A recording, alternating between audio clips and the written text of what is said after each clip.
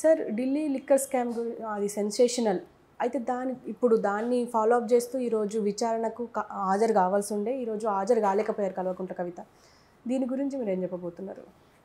Yeah కవితకి మార్చిలో last year మార్చిలో 3 సార్లు విచారణ జరిపారు. అప్పుడు చాలా పెద్ద డ్రామా నడిచింది, మనం చూసాము. అయితే అనూహ్యంగా సడన్గా ఇప్పుడు నిన్న ఈడీ నోటీసులు ఇచ్చి ఈరోజు హాజరు కమ్మనింది. బట్ కవిత నేను హాజరు కావడం లేదు, ఎందుకంటే సుప్రీంకోర్టులో ఈ కేసు పెండింగ్లో ఉంది కాబట్టి నేను హాజరు కావట్లేదు అని చెప్పింది. సో ఇప్పుడు ఈడీ ఏం చేయబోతుంది అనేది బిగ్ క్వశ్చన్ ఒకటి. రెండోది, సడన్గా ఇప్పుడు ఎందుకు ఇన్ని రోజులు సైలెంట్గా ఉండి ఇప్పుడు ఎందుకు నోటీసులు ఇష్యూ చేసింది? ఈడీకి తెలియదా ఇది సుప్రీంకోర్టులో ఉందని? ఈడీకి తెలియదా ఈమె రానని చెప్తుందని?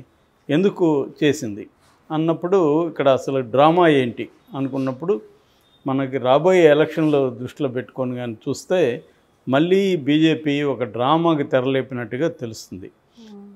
దీనికి కొరెలేటెడ్గా బండి సంజయ్ స్టేట్మెంట్ ఒకటి కూడా వెరీ ఇంపార్టెంట్. బండి సంజయ్ ఏం చెప్పాడు? కాంగ్రెస్ని కోల్దోవడానికి కేసీఆర్ కుట్ర పన్నుతున్నాడు, కాంగ్రెస్ అప్రమత్తంగా ఉండాలన్నాడు.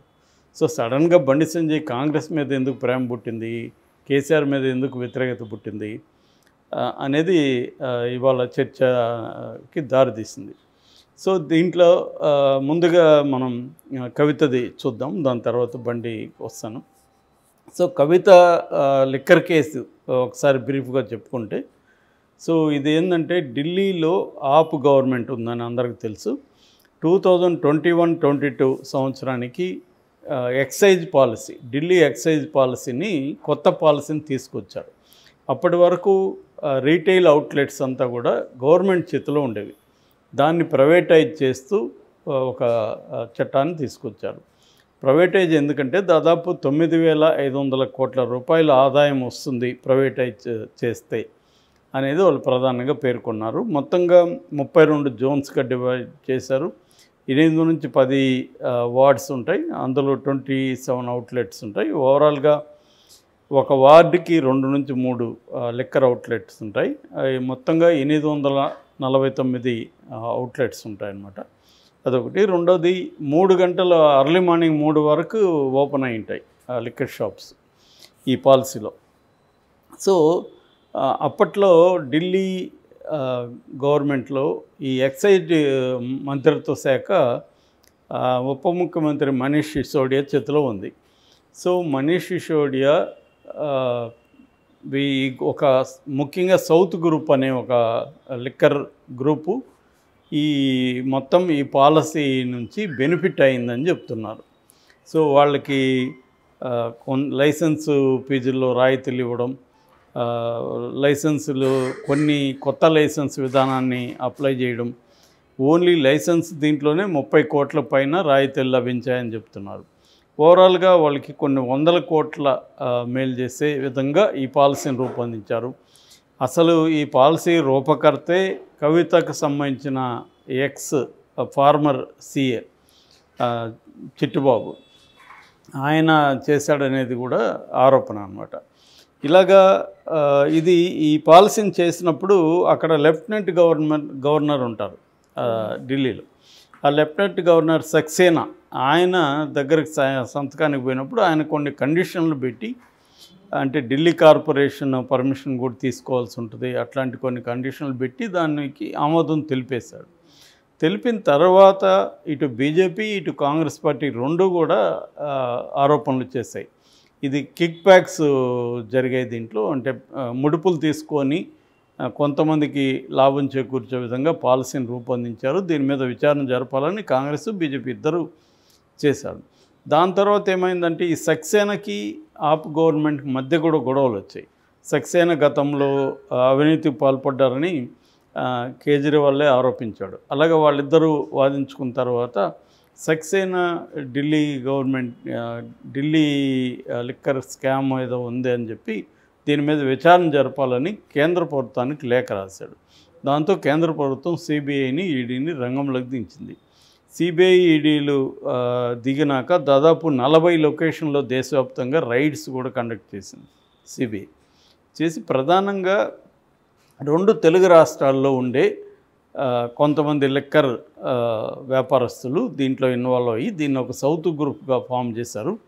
ఇందులో కవితకి 33% వాటా ఉంది. కవితకి డైరెక్ట్గా కాకుండా కవిత తరపున కొంతమంది బినామీల్ని రంగంలోకి దించింది. వీళ్ళకి 33% వాటా ఈ గ్రూప్లో ఉంది. సో ఈ గ్రూప్ అంతా ముందే ప్లాన్ చేసుకుని దానికి తగినట్టుగా మనీష్ సిసోడియాతో కేజ్రీవాల్తో మాట్లాడుకొని అసలు ఈ పాలసీ డిజైన్ ఎలా ఉండాలి అనే డ్రాఫ్ట్ అంతా కూడా వీళ్ళే తయారు చేశారు. ఈ డ్రాఫ్ట్ తయారు చేశారు. దీంట్లో దాదాపు 100 కోట్లు ముడుపులు ముట్టాయి వీళ్ళకి, వాళ్ళకి, ముఖ్యంగా మనీష్ సిసోడియాకి అనేది ప్రధానమైన ఆరోపణ. సో ఒకవైపు సిబిఐ, ఇంకొక వైపు ఈడీ. ఎందుకంటే దీంట్లో ఈడీ ఎందుకు దిగిందంటే మనీ లాండరింగ్ కూడా జరిగింది. ఈ డబ్బులన్నింటినీ కూడా తీసుకెళ్లడం శరత్ చంద్రారెడ్డి వాళ్ళ సెకండ్ వైఫ్కి ఫ్లైట్ ఏజెన్సీ ఉంది, బేగంపేట నుంచి అట్లా తీసుకెళ్లారు అనేది. శరత్ చంద్రారెడ్డి ఎవరో కాదు, విజయసాయిరెడ్డి అల్లుడు వరుస అవుతాడు. ఇక అదే కాకుండా మాగుంట శ్రీనివాసరెడ్డి వాళ్ళ కొడుకు రాఘవరెడ్డి వీళ్ళని కూడా ఇన్వాల్వ్ చేస్తారు. వాళ్ళకి ఆల్రెడీ లిక్కర్ కంపెనీ ఉంది, దాంట్లో కవిత వాటా కూడా ఉందని. సో ఒక రకంగా కింగ్ పిన్గా కవితని వాళ్ళు పేర్కొన్నారు. మనీష్ సిసోడియా గత 6 నెలల పైన నుంచి జైల్లోనే ఉన్నాడు. బెయిల్ కూడా రిజెక్ట్ అయింది. దీంట్లో కొంతమంది అప్రూవర్లుగా కూడా మారిపోయారు. రాఘవరెడ్డి కానీ, ఈవెన్ చిట్టిబాబు కానీ, ఇలాంటి వాళ్ళు చాలామంది అప్రూవర్గా మారిపోయారు. వాళ్ళందరూ కూడా కవిత పేరు చెప్పారని చెప్తున్నారు. అట్లాగే సుకేష్ చంద్రశేఖర్ జైల్లో ఉన్నాడు. అతను అనేక ఆరోపణలు చేశాడు. కవితకి తనకు మధ్య చాట్ హిస్టరీ ఉంది, అది బయట పెడతానంటున్నాడు. ఒకవైపు కేజ్రీవాల్కి తనకు జరిగిన చాటు, తను ఇక్కడ బీఆర్ఎస్ ఆఫీసులో ఒక కారులో కూర్చోన్న వ్యక్తికి డబ్బులు అందజేశాను, అరుణ్ పిల్లయ్య అనే వ్యక్తికి అనేది కూడా అతను చెప్పాడు. అరుణ్ పిల్లయ్య ఎవరంటే కవిత బినామీ అనమాట. ఇలాగా వాళ్ళ చూస్తే కేసు చాలా టైట్గా ఉన్నట్టు, కవిత మెడకు చుట్టుకుంటున్నట్టుగా మనకు కనబడింది అనేకసార్లు. కవితను అరెస్ట్ చేస్తారన్న ఊపు కూడా ఉన్నింది. సడన్గా ఏమైందో తెలియదు కానీ కవిత అనే ఇష్యూ అనేది పక్కనకి వెళ్ళింది. కవిత కూడా సుప్రీంకోర్టులో ఈడీకి సంబంధించి కేసు వేసింది. సుప్రీంకోర్టు దాని విచారణ కోసం వీళ్ళకి కౌంటర్ వేయమని నోటీసులు ఇచ్చింది. ఈడీకి కౌంటర్ వేశారు. దాని మీద విచారణ పెండింగ్లో ఉంది. సో పెండింగ్లో ఎందుకు ఉందన్నప్పుడు బీజేపీ బీఆర్ఎస్ కుమ్మక్కైనాయి, కాంగ్రెస్ని తొక్కేయడానికి తెలంగాణలో ఈ 2 పార్టీలు కుమ్మక్కైనాయి. సో బీఆర్ఎస్ బీజేపీకి సహాయం చేయడానికి గాను కవిత అరెస్ట్ను పోస్ట్పోన్ చేయడం, కవిత అరెస్ట్ చేయకుండా ఉండడం అనేది ఒప్పందం కుదిరిందనేది గతంలో కాంగ్రెస్ నాయకులు చెప్పారు. ప్రజలు కూడా నమ్మే పరిస్థితి ఈ 2 పార్టీలు క్రియేట్ చేశాయి. ఎందుకంటే కవితను తర్వాత అంత హడావిడి చేసిన వాళ్ళు కవిత మళ్ళీ ఏం చేయలేదు. సుప్రీంకోర్టులో కూడా వేగంగా ముందుకెళ్ళడానికి కూడా ఈడీ ఏమి ప్రెజర్ చేయడం కానీ, నోటీసులు ఇవ్వడం కానీ, లేకపోతే అప్పీల్ చేయడం కానీ ఏమి చేయలేదు. సో సైలెంట్గా ఉండిపోయింది.